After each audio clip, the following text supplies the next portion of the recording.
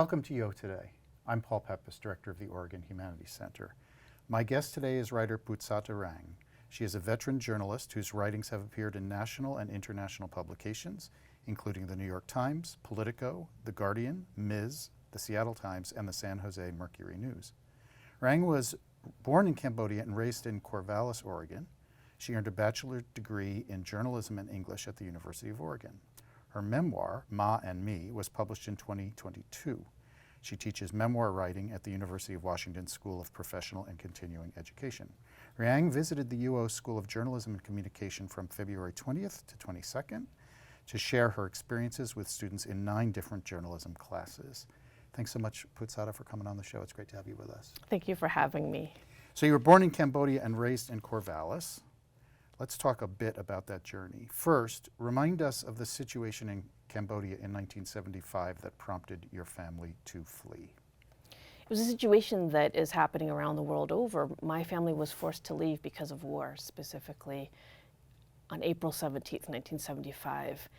And subsequently, for the purposes of writing this book, when I interviewed my mom about that time, she told me about our lives before we left Cambodia.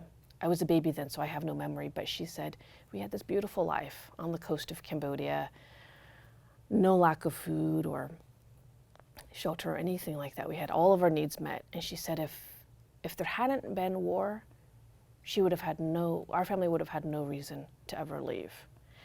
But such as it was, in April 1975, after 5 years of my country convulsing under civil war, the communist Khmer regime were finally able to succeed in capturing the capital and immediately plunged Cambodia into a genocide that eventually claimed nearly 2 million lives. Including members of your family. And a lot of relatives of mine were among those 2 million, absolutely. And why was your family able to leave? I really count my family as among the lucky ones. In 1975, my father worked as an accountant in the Cambodian Navy. And on the day that word filtered to our family that the Khmer Rouge had captured the capital, there was a decision made in haste. And that decision was stay or leave. And for my family, especially my father, working under the US-backed Lon regime at the time in Cambodia, the only option was to flee, because had we stayed, we would have faced certain death because of my father's affiliation with the Cambodian government vis-a-vis the military. And so we got lucky. There were 3 Cambodian Navy vessels that left the coast of Cambodia on April 17th, 1975. Because of my father's connection working as an accountant in the Navy, my family was able to get on one of those boats that left. Now, but just to give you some perspective, these naval vessels were built for crews of roughly 30 men. And yet, on that day, there were some 300 of us crowded on board. So you can imagine it was pretty tight quarters. So I want to talk more about that journey. But first, let's talk a little bit about your experience. You were less than 1 on that journey. Your family moves to the U.S., eventually gets to the U.S., they settle in Corvallis, Oregon, of all places, and that's where you grow up. So what was it like growing up in Corvallis, Oregon in the 70s and the 80s? What was that like for you? I grew up believing myself, and still do believe myself, to be an American kid. Mm-hmm. I didn't know anything other than being an American kid. And I grew up in our cul-de-sac in Corvallis, riding my banana seat bike, going with my older siblings to collect soda cans that we would sell and then turn around and head over to the 7-Eleven to buy Jolly Ranchers candies. We ate pepperoni pizza. It was a very idyllic childhood, but I always knew that there was something unspoken in my family, that there was a difference in how I looked versus how my friends looked. In other words, they were white and I wasn't. And early on, growing up, I understood that that I was in fact different because of the color of my skin. And I remember at one point, I might have been in, 2nd, 3rd grade, somewhere in that time frame, asked my parents, but where are our families from? Because I thought, I'm surrounded by all these white kids, like, you know, we're different. And they didn't acknowledge my question. They hardly spoke about anything related to Cambodia. And at the time I took it to mean, well, they're private, or they were annoyed with their very nosy daughter. I like the more charitable word curious, which I think helped me become a pretty good reporter. You know, nosy, curious, they're synonyms. It's a matter of your perspective. And I thought that they didn't answer me because I had so many questions when I was a kid, and I still do as an adult. But in fact, looking back, it's because of PTSD and the trauma that they experienced. From that moment, we were severed from our homeland. But as a kid, you don't know any better. And those are the things that I began to learn as I entered my career as a journalist and eventually as I wrote this book. So tell me about how you became a journalist. How'd you get there? Started right here on the University of Oregon campus. I knew before I arrived on this campus that I wanted to be a journalist. And taking classes at Allen Hall, majoring in journalism and also English, really kind of solidified this notion that I would be a storyteller. I didn't know what shape or form that was going to take, whether indeed I would be a journalist or whether I would end up writing books and being a storyteller that way. It turns out I was able to do both. But there was one class in particular when I was a student at the School of Journalism Communications.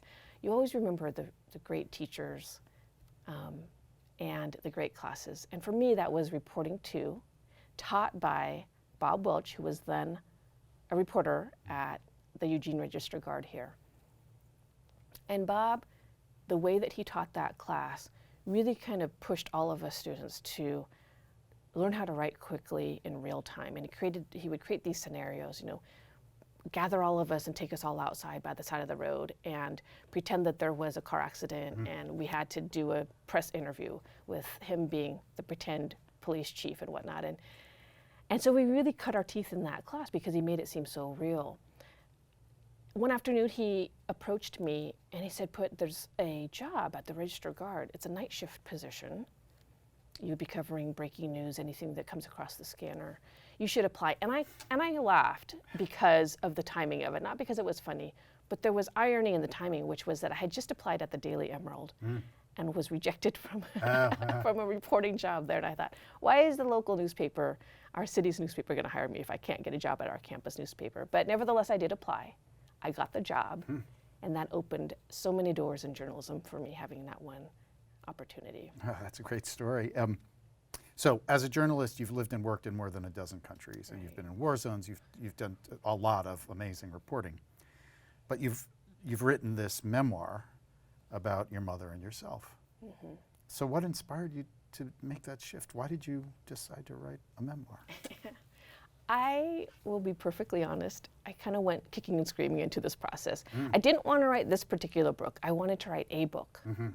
And I wanted to write a book that looked more specifically at my parents and this idea of survivor's guilt and the survivor's guilt that they carried with them when we left Cambodia and when they knew and learned after the war in Cambodia and the genocide ended that so many of their relatives had perished under the genocide.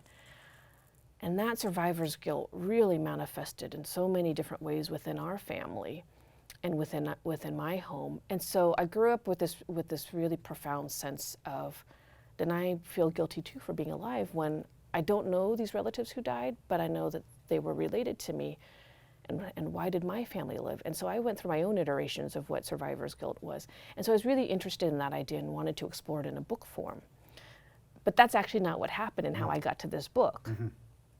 I got to this book in a bit of a circuitous route where at the time I was thinking about writing something about my parents and a book that was going to focus on them and their relationship and our lives in America.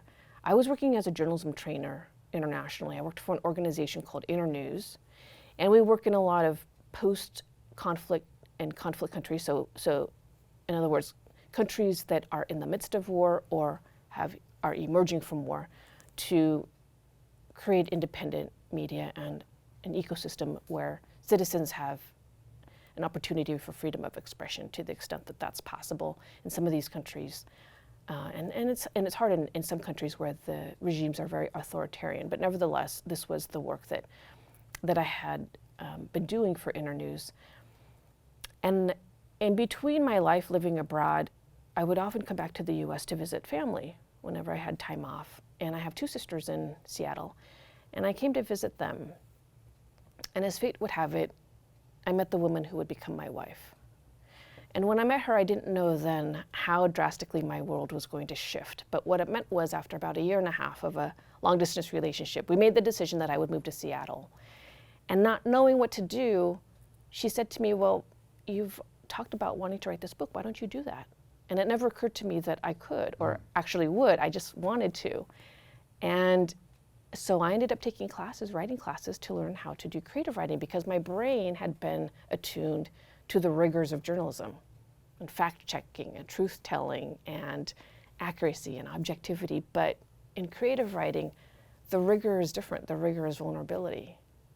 And so I really had to, it was a big shift and transition in my mind to think through that. But what happened was I ended up writing an assignment in a personal essay class that I took that really had an impact on my peers when I workshopped the piece, had an impact on my wife, and then I showed it to my sister. And both my wife and my sister said, have you thought about getting this published? And I said, no, this was just for class. But they wouldn't give up nagging me. So I decided, let me just submit this to the place that will outright reject it, and then I can go on. So I sent it to the New York Times. And I forgot about it. But the New York Times didn't forget about me or that piece. And 4 months down the line, I got a phone call. I thought it was having to do with a subscription, and I was ready to say, we already subscribe, like, and click, that's, you know. It wasn't, it was the editor of Dan Jones, who's the editor of the Modern Love column of the New York Times. That piece that I wrote for class indeed got published, which led to literary agents calling, which led to a book deal, and now we have this book, so, and me. So you said, you know, you had to get trained to be a creative writer. So this book begins with a saying. And we would say Khmer, but the pronunciation, as I understand it, is Khmer? Khmer, Yeah. that's right. So the Khmer saying about the crocodile and the tiger. That's right. So tell us that saying. Yeah, it's something that my mom told me over the course of several years of interviewing her for this book. Well, actually, not for this book, but for a book I was going to write. I thought I was writing about them. And the saying is "Jota Kapo Lang Lo Kla," which indeed is the cover, the beautiful cover of this book is a crocodile and a tiger on it. And the saying is, go in the water, there's the crocodile. Come up on land, there's the tiger. And of course, in English, we would say we're stuck between a rock and a hard place. And so the book kicks off with a moment of sheer rebellion on the part of my mother, having to do with her own marriage, and how being from Cambodia, where it's traditional for Cambodian girls to be in an arranged marriage, she couldn't escape that fate. But she didn't want to get married in an arranged marriage, and so she fled, she ran away. And the interesting thing is, 40 years later in America, her daughter would come to her own Jota Kapo Lang Lo Kla moment, where I had to choose between marrying a woman and being true to myself, or maintaining fidelity to my mother and my Cambodian culture and the world that my family had fled. And I had to make a decision that was equally painful as my mother's decision, whether to get married or whether to stay where she had run away to, is to the eastern edge of Cambodia in 1968. The Vietnam War was raging. Americans were dropping B-52 bombs all along the border. And she went there because she was going to hide out with her brother, who was a math teacher. And she thought, I'll go there, he'll let me stay, things will blow over with Dad, I won't have to get married. Well, that's not what happened. She was confronted with war and bombs in 1968. And her choice was, I could stay here and probably potentially die hiding out because I don't want to get married, or I could go back to my village and get married. Those twin weddings are what bookend this memoir. And the context for my marriage was different. We were no longer in Cambodia. Gay marriage was legal. I fell in love, and the person happened to be a woman. And so I had the ability and the right to marry who I wanted. Had I been in Cambodia, there's no way I would have gotten away with this at all. I would have faced the same fate as my mother. I would have been in an arranged marriage to a man. But the context was different. And so I think in that way, the war was the thing that led us to have a rupture with our homeland and our country. War was also open door for me, because by being in America, I had the freedom to choose who I wanted to marry and who I am, really. So would you read a passage from the book? Absolutely, I would love to do that. I'll read a section here that I interviewed my mother extensively, and there are various passages of this book where it's her words verbatim, and I'm going to start there with a story that she tells me about our family leaving Cambodia. The captain was walking around checking on his passengers. He wore a uniform that was so white it was gleaming. I don't know how he kept his uniform so clean. We'd been on a boat for several days already. When he saw me and he saw my baby wasn't moving, he told me, "Miss, do you see? We are so crowded here. If your baby dies, you have to throw your baby in the water, or else the corpse will spread disease to everyone else." When he said this, my spirit left my body. I explained to the captain that you were just sick. I begged him, "Let me keep my baby. We're Buddhist. Please let me bury her when we reach land." I looked him right in the eye. "You don't do that in Cambodia. It's disrespectful." I was desperate. I didn't know what to do. The captain agreed to let me keep you. I was so sad, so I passed you to my stepmother. I went below deck to the storage room where they kept all the bags of rice. I collapsed against them and cried. That was so difficult. I don't want to remember anymore, Put. How many times were you close to dying? Out of all my kids, you were the weakest. You were the smallest of all. You were the hardest to take care of. Over the years, people have asked me, do you have any memories of that time? No memories, I will say, only feelings, things my body knows, like hunger, like leaving. My first feeling was flight. Running away became my enduring lesson in surviving. And over the years, as my mother retold this story, she smoothed out the corners, but kept the core the same. Every now and then, she would abide my curiosity for more details. "Ma, did you think I was dead?" "I had hope, just a little. You were still alive," she said. According to my mother, I'd survived on drips of water she drew to my lips, and on a stubborn, unsinkable hope, the kind that only mothers have, that she whispered into my ear. In another telling of the story years later, Mat said that I was heavy. "What do you mean I was heavy?" I asked, feeling a little bit sad and more than a little guilty. I didn't want to think that I had burdened her. How could a malnourished one-year-old baby be heavy? "You were not light," she said.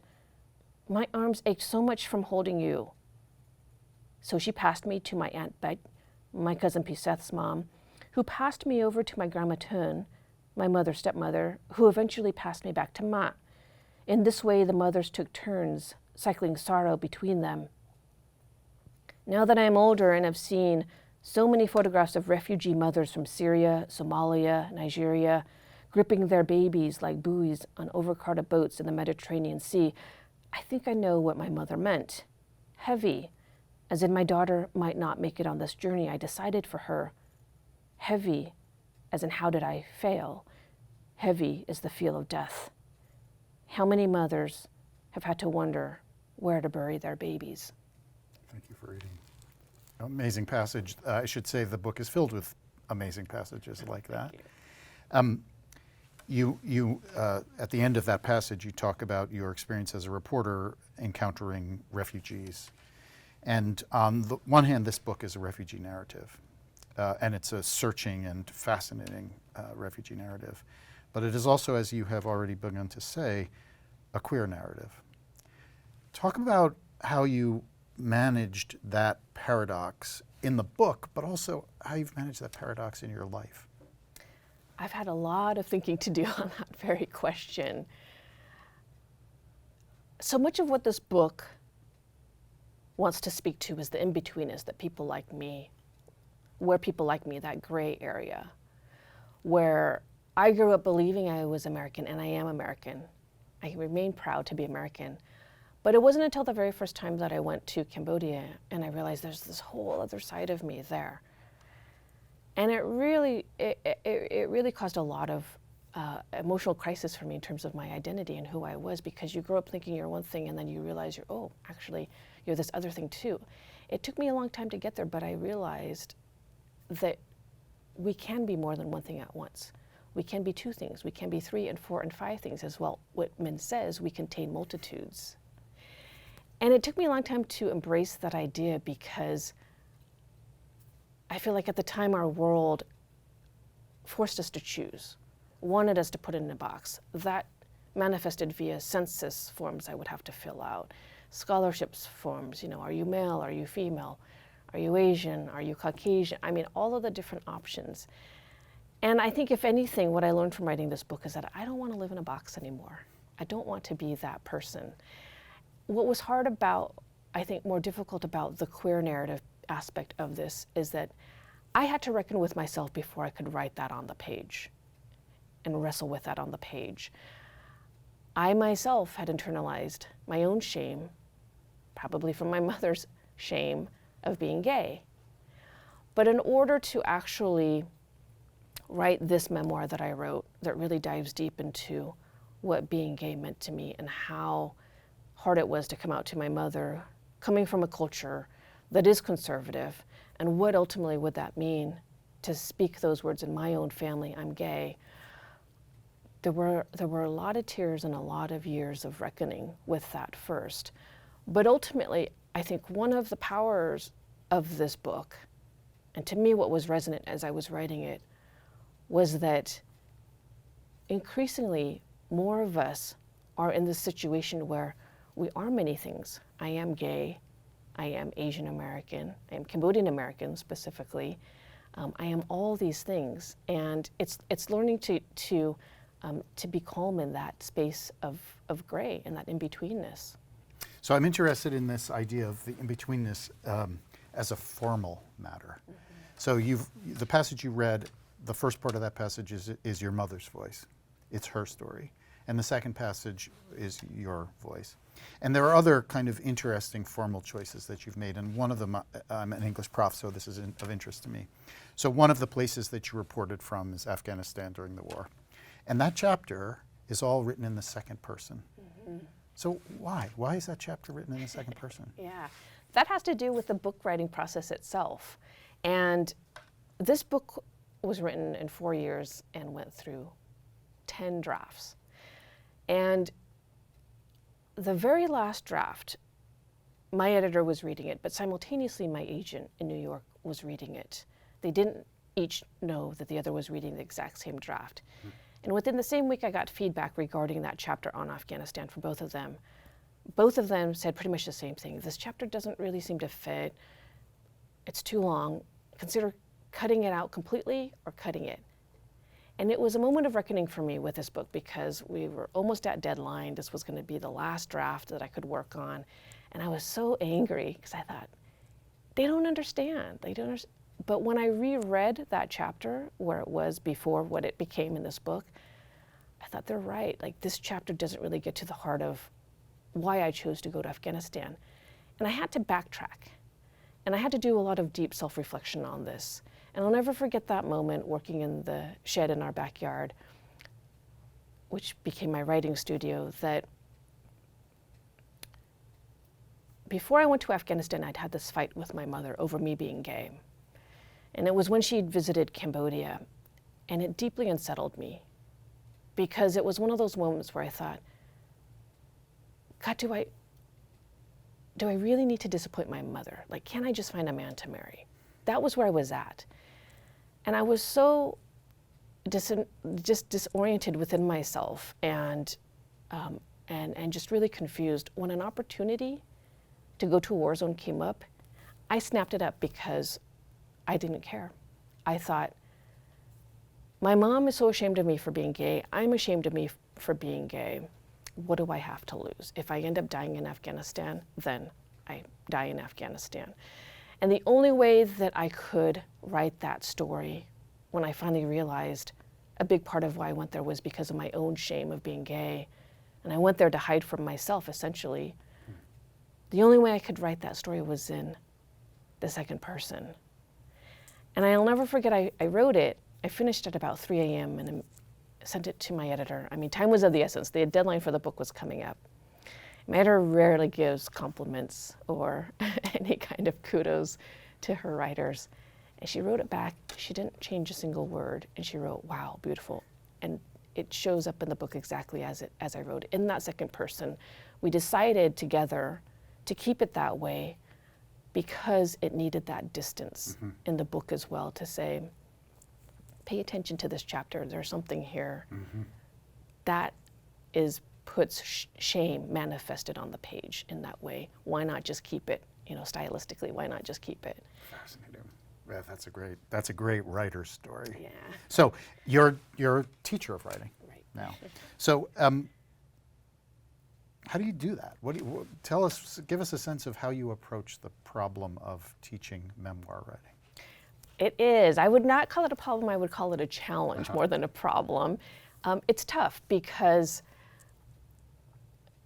transitioning from a journalist to then now being a memoirist is probably one of the hardest, most jarring transitions I think anybody could make, because the disciplines are so different from each other. But I felt when I finished this book that I had some experiences that were worth sharing.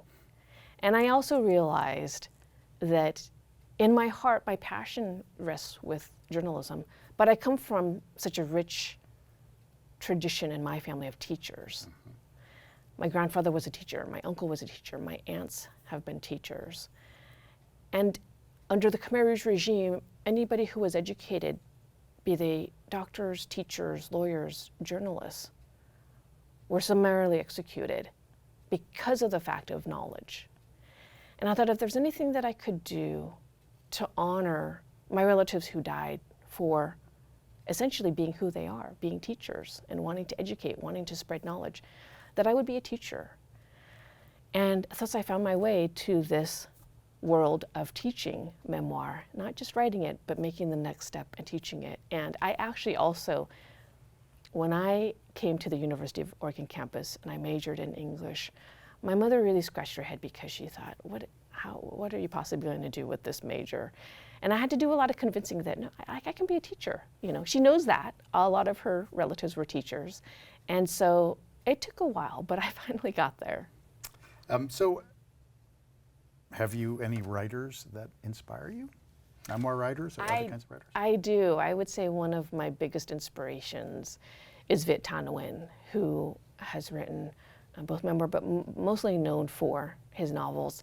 And one of the reasons why Viet Thanh Nguyen inspires me so much is that not only does he write these gorgeous books, The Sympathizer, one of his novels, won the Pulitzer, but he's not afraid to speak his mind when he goes out in public to talk about why he writes about the topics he writes about. He's not afraid to be political. He's not afraid to offend.